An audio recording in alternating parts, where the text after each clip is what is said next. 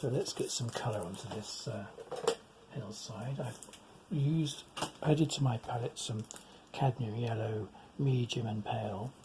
I'm using the medium to produce a warmer, sort of deeper green with the cobalt blue. So let's just see what happens with that. That's nice and shady. And at this stage, I'm just using the minimum of water with my paint, just enough to get it to flow. I'm just placing some of the where I see slightly darker greens, and then I'm going to be putting some much paler greens over the top. There is, by the way, my charcoal only indicates it. There's a sort of pathway up here on the hillside here where there's a sort of little edge of it's a tiny bit of fencing actually, but I'm just going to indicate it with a flick of paint basically. So I'm looking right across, and then we've got a hillside on the left which is much bluer, greyer green. So I'm just putting some little bit more blue and white into it. So it's a sort of soft grey green, and mixing these greens is all about subtlety really, because greens can be so garish if you get them wrong. You don't need a green particularly to make these greens. You could use a green, but I think just using the mixtures, you're going to get lots of more varieties of green. And if you do buy a green and use a green, you're going to find you're going to need to mix it anyway to produce a natural green, because all of the greens you can buy are always far too intense for the sort of subtlety of the greens in nature. So this is actually this hillside. I'm painting it quite thinly, and what's happening is the pink is showing through it, and that is actually producing the right effect. I'm actually going to put some paler pink into, slightly too pale, some of the leftover cloud pink, just there we are, plus a bit of yellow, just to produce some slightly different shades in this hillside. But I don't need anything too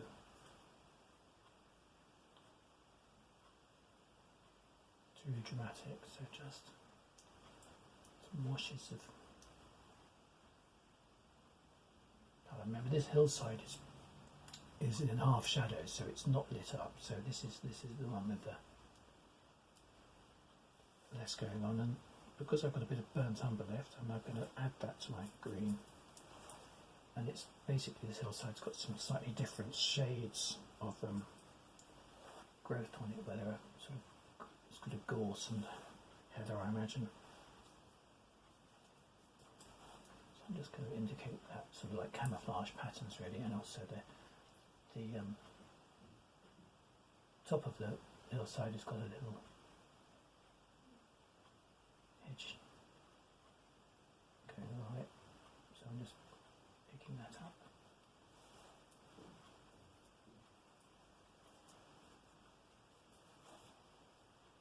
And I'm going to go beneath that and just reduce it down to a little strip of colour.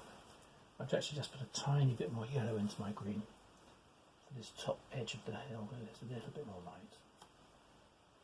So that's just a little bit of the pale cadmium just to make it slightly brighter. I want to give it a bit of form, but I don't want it to be too obvious.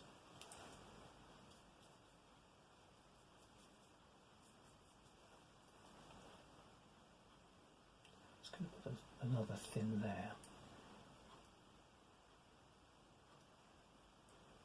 There we go, that's enough. And down here there's actually some, I'm going to use a tiny bit of the cadmium red, because there's some little wooded or twiggery.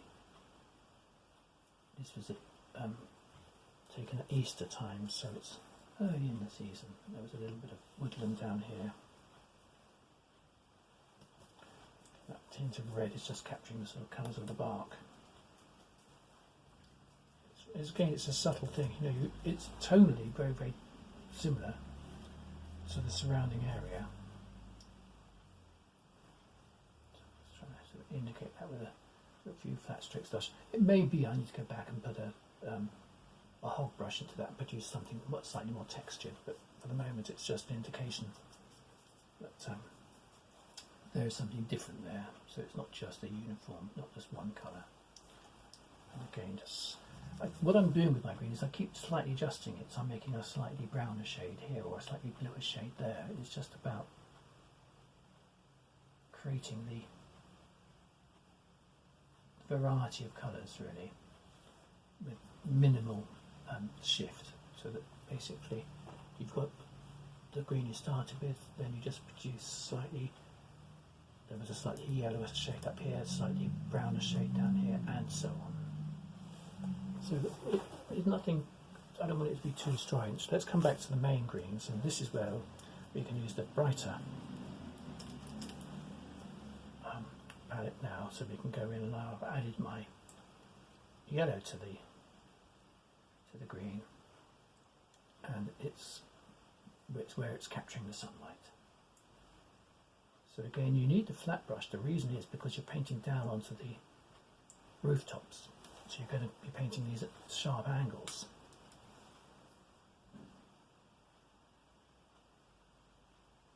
Again, you might pick up a little bit of charcoal if you sketched it with charcoal, but it doesn't matter if you, well, you could have used pencil or even chalk. I don't mind this, because if you do pick up a little bit of colour from the charcoal, you can always go back and give it a second layer and paint it bright again.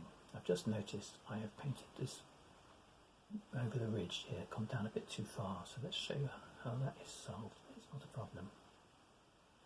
Just finish off this green going right up to the top of this embankment.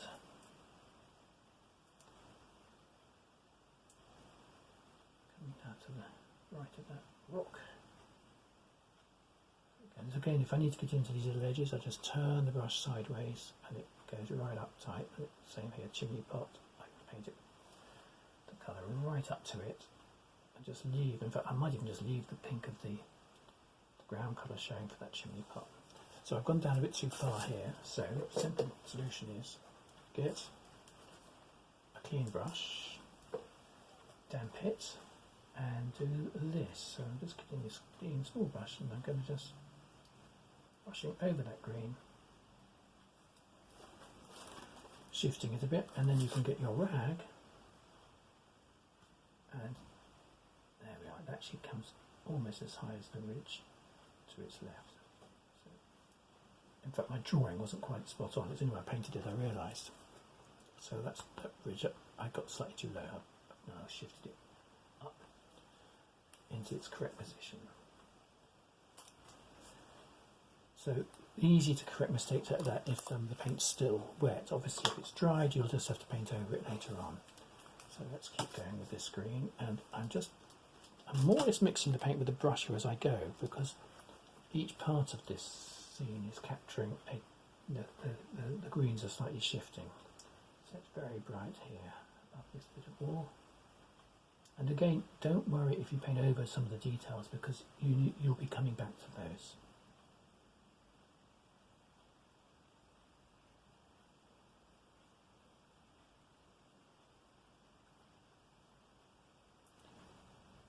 Going to paint through the same, as it's all connected, I'm painting it all in one go so we get the consistency of colour.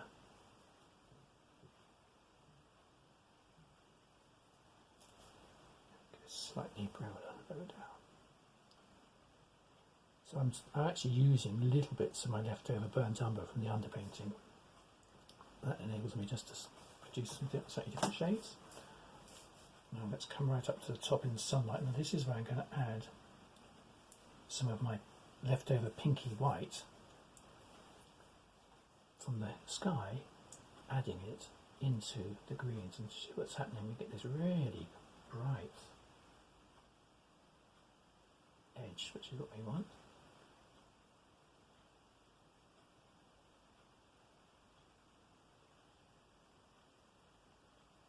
So it's where the sun is catching a bit more of the green, so quite yellow, quite light. Hope you're getting a similar colour with your own mixes. Going up at the top of the this bit of wall here. Some bright green. That might be a little bit too bright, doesn't matter. And then we can come down the hillside. Now I'm going to start bringing the colour down again. I'm adding a little bit more of the cobalt blue to the green here. Too much. It's better.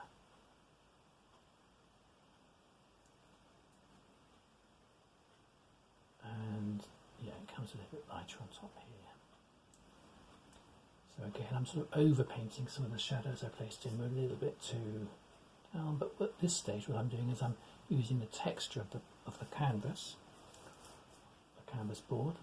Got a nice texture to put different layers on, and I'll come back over this green with another layer, and so we'll be able to suggest the texture of the grass, etc., just by using 2 or 3 layers, very lightly flicking one on top of the other. Just kind of brightened up that patch. Well, I had a brighter colour of green come over there. And all I'm doing is putting a tiny bit of moisture, a bit of water into my paint as I go. I'm not putting much in.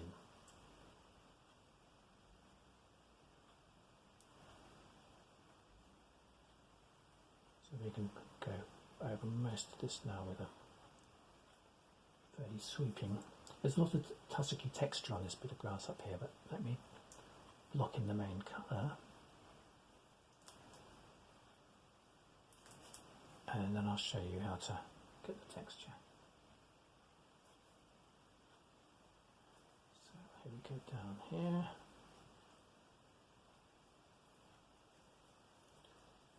Slightly changed, slightly darker here.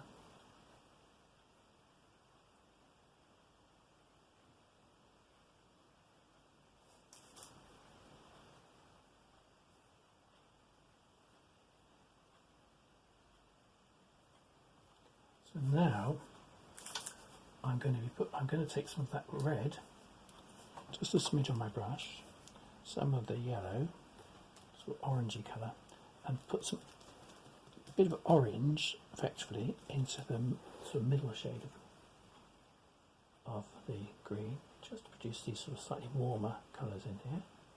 And I'm, like I did with the clouds, I'm literally at this stage just skimming the brush to produce little smudges of slightly different colour. And now with my yellow and some of the remnants of my pinky sky colour, I'm going to put some paler shades over the top of that, but dragging it. This is what's called scumbling. So I'm literally, the paint's still sticky, so it's capturing some of it, but I'm able to sort of sweep it down the hillside here and indicate the movement in the hill. So don't push the brush, don't push it into the surface, just drag it very lightly.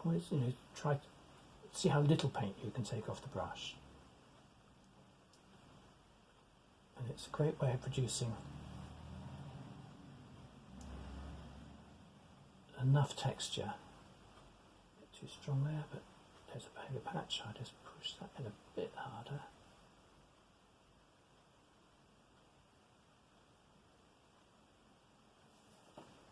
So that's got a nice bit of movement across that bit of the grass. I can go back and put a bit of that texture over the other side too.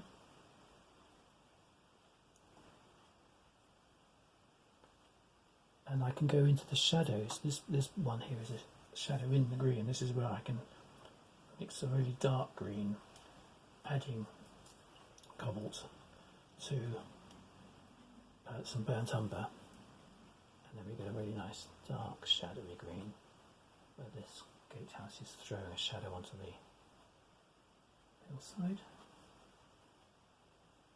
In there.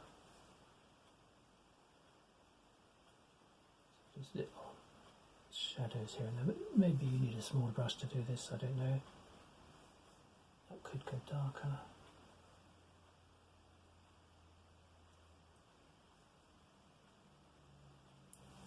But we've got all the greens done. Oh no, we haven't. We've got a churchyard with some bright sun green at the bottom, so I think I'm going to go back to another brush now. And also it's slightly smaller scale, so this is where I'm going to get back to my sunny green with my cadmium into the cyan, remnants of the cyan blue. Really, this is a really bright green in here. Not much of it. Thin strip here.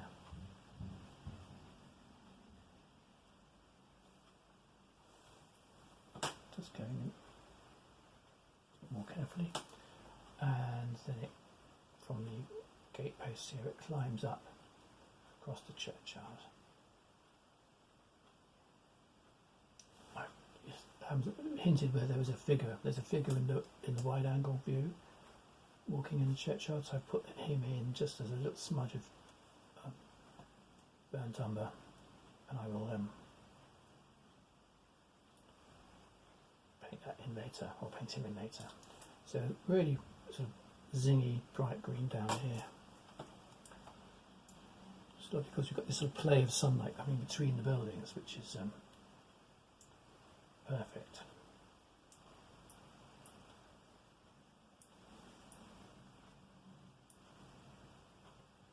That's the sort of thing I do when I take photographs. I sort of know what I want for my painting, so I choose the moment when the light is how I want it. So that might mean going to have a coffee, it might mean going to have a pint of beer, it might mean you're actually going to have your supper first, who knows? And often, you wait and the light never comes right. Sometimes you wait in vain. So I'm just going back and putting a few little hints of other shades in here and there where I see them.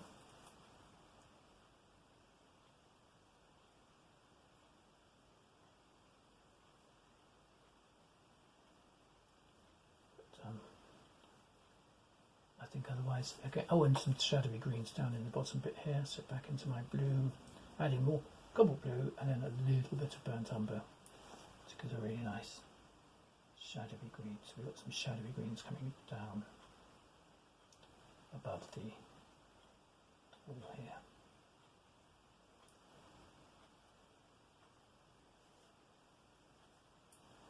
That's enough. So the greens are done just by being systematic. Another thing I want to get done before I start painting the village and the castle is the road. And the reason for that is, well, it's twofold. One, it's good to get, these big areas blocked in, but also I can use the sky colour that I started with as the basis to make this grey.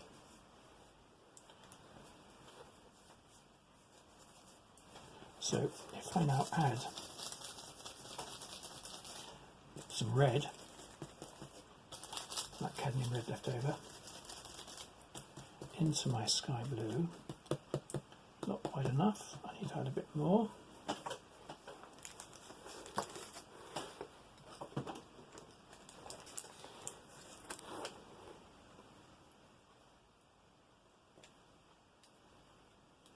So this is just cadmium red, and we're going to get probably, well, we're not going to get a mauve out of this really, because it's too it's not quite the right blue for that, but we're going to get actually quite a nice pale grey. So let's come in here, a bluey pale grey. I think there should be more imagination put into the colouring of tarmac, don't you? So roads are a prettier colour. I think this is a better shade for a road. It used to be that your country lane was given a completely different finish to the main roads. Do you remember the days when country lanes were finished in a sort of pale, pinky brown colour, not in the rest tarmac colour? Lovely. Brings back my childhood, but they haven't done that for many decades. But there we are. It's a much more attractive colour. I've literally just blocked it in as one go, and I'll use variations on that colour for doing this sort of broken edge to the road here. We've also got the pavements. Now the pavements have got a little bit, tiny bit of yellow in them.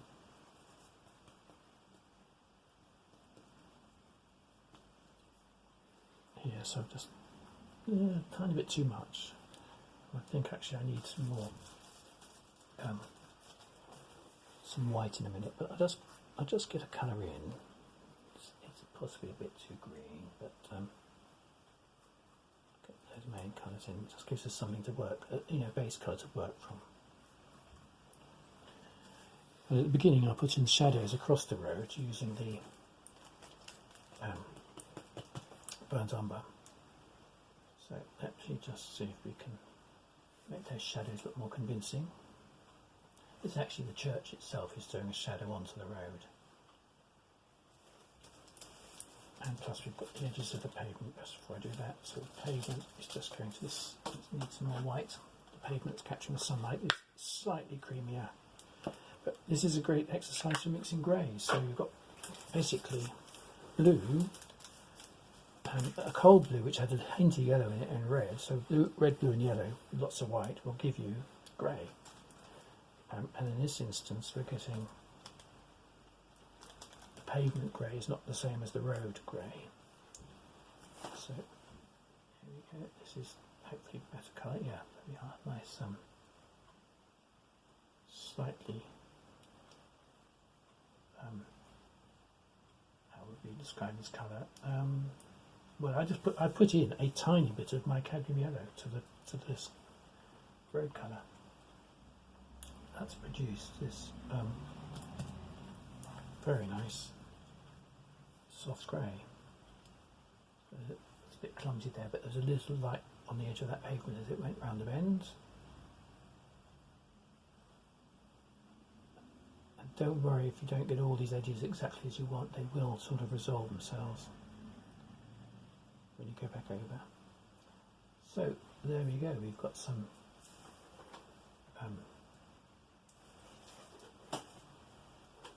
bright colours in the road, but let's put the shadows in next. So let's put that brush into a pot of water.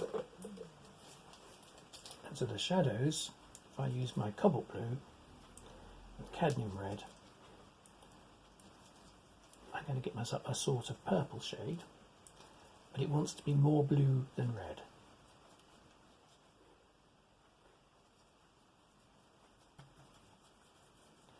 And in fact, I'm going to put a tiny bit of yellow into it so that the purple is made into a grey. It doesn't need much. But what we now get is a shadow across the pavement. There's a shadow in this pavement too. Which goes down here. Again, the sharp edge of the flat brush enables you to get right into the detail of these things. So we've got shadow on that pavement from that wall. The gates are throwing little shadows across, and then we've got shadow going across the road here, right across the book, just beyond the white lines.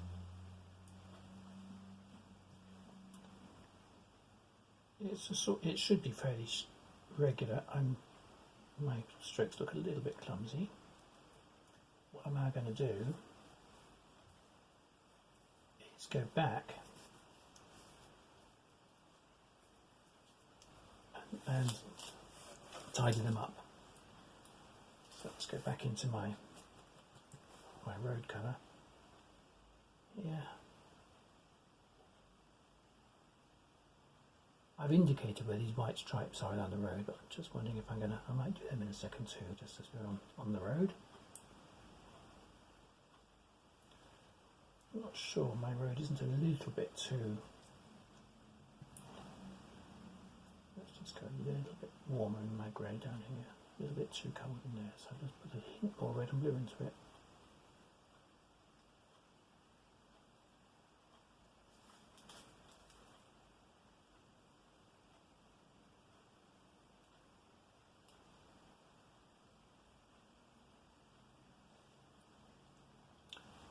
And I'm going to put a tiny bit more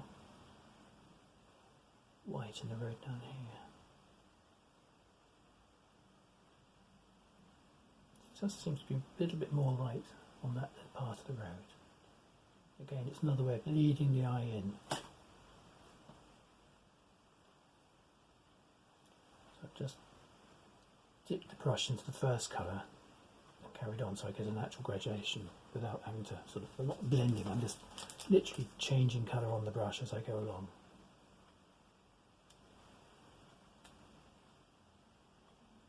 That road colour goes right round the corner here, so we can sort that out too in a minute. So let's put some stripes down the road. The other thing I'm going to do is just check the put back some of the shadows as my find my burnt umber, here it is, burnt umber. My edge of my pavement got lost in the road colour, so I'm just going to put it in. This isn't the final colour, but the burnt umber gives you a base for all this, so let's just see if I can draw that back in.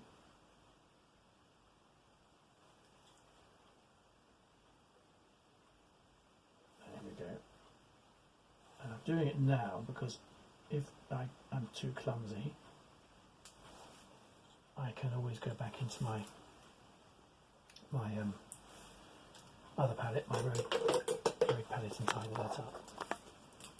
So let's just go into my shadows here. A little bit crude. So again, if you've kept some of your colour back, it means you can correct any mistakes as you go along like that.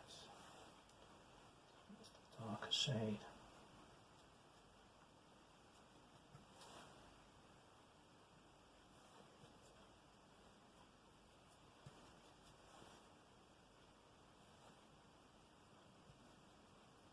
I was not mixing my colour up properly there, just I slightly ran out of colour, it wasn't coming up dark enough, so that's done the trick, that's done it.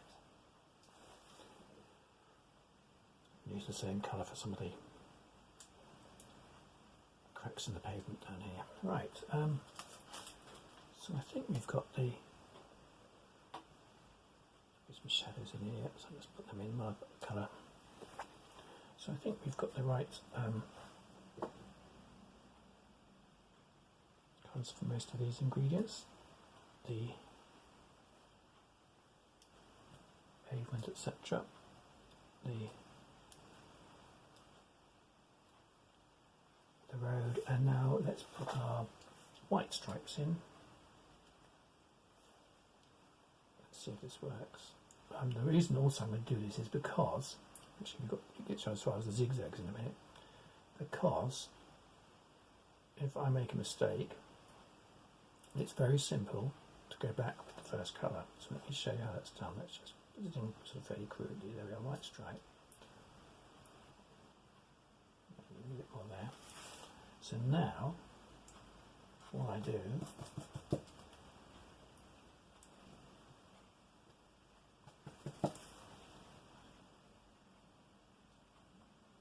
shadow back there. All I do is go back into my road colour here, and I can narrow that stripe down and make it look thin enough.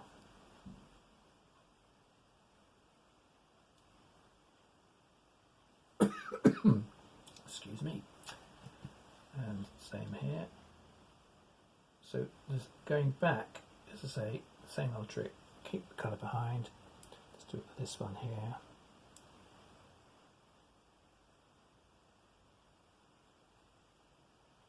Angle the leading edge of that stripe has got to be angled off. So paint next to it, thin it down on both sides. Angle off the end. That's better. So it sort of sits correctly on the road surface, as it were.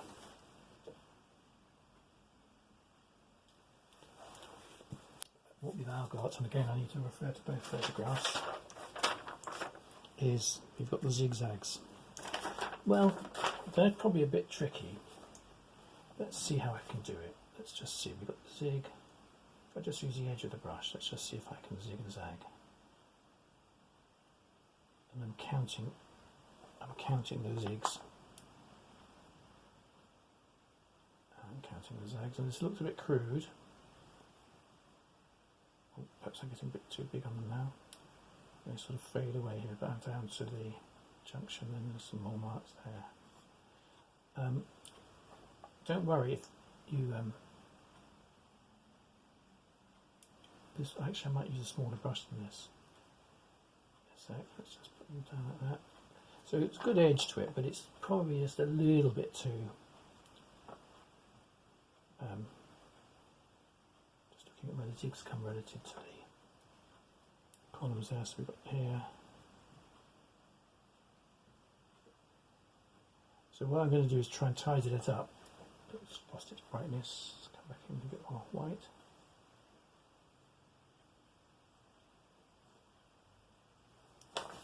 So let's see if I can tidy that up. Now, this brush has got a pretty good edge, but as I say, you may need a small brush, and you could probably get by without any road markings if you wanted to. Or it might be easier, you can also add figures or traffic to hide them. Is it easier to do that? No, probably not. So here you go. So I'm just sort of whittling them down so they sort of fade out altogether. So I've got the first colour, so it's literally just a question of edge of the brush, narrowing those down so they're just literally just thin lines, almost, you know, not visible, not quite, but just take them down so they're really subtle. I mean, in fact, the movement, the actual pattern is very much flattened. It's not an easy one to do at this angle, so let's see if I can get it right on this one. That's a bit too heavily done.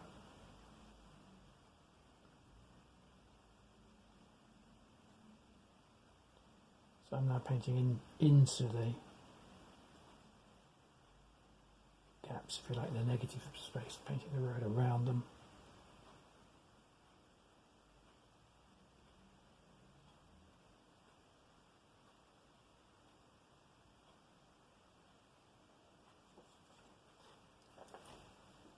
And the same over this side.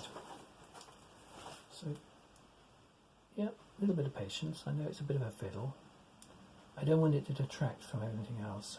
I might, you know, I might even paint them out. But I think if I can get them just so they are just there, but without being too obvious, I think I'll have achieved what I want to achieve.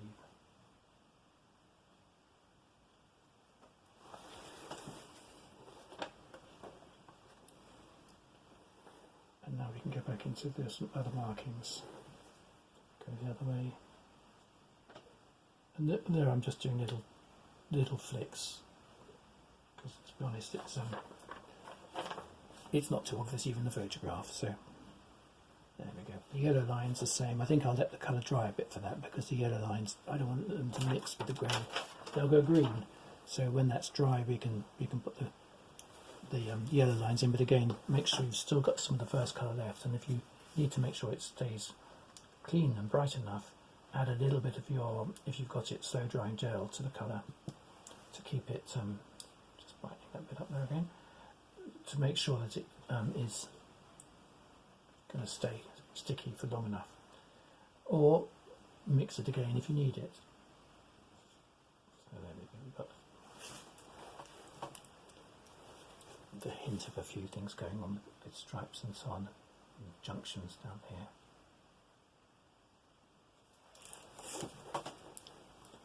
If it's standing up though, this perspective on these stripes, if it's standing up and looking ridiculous, just get rid of them.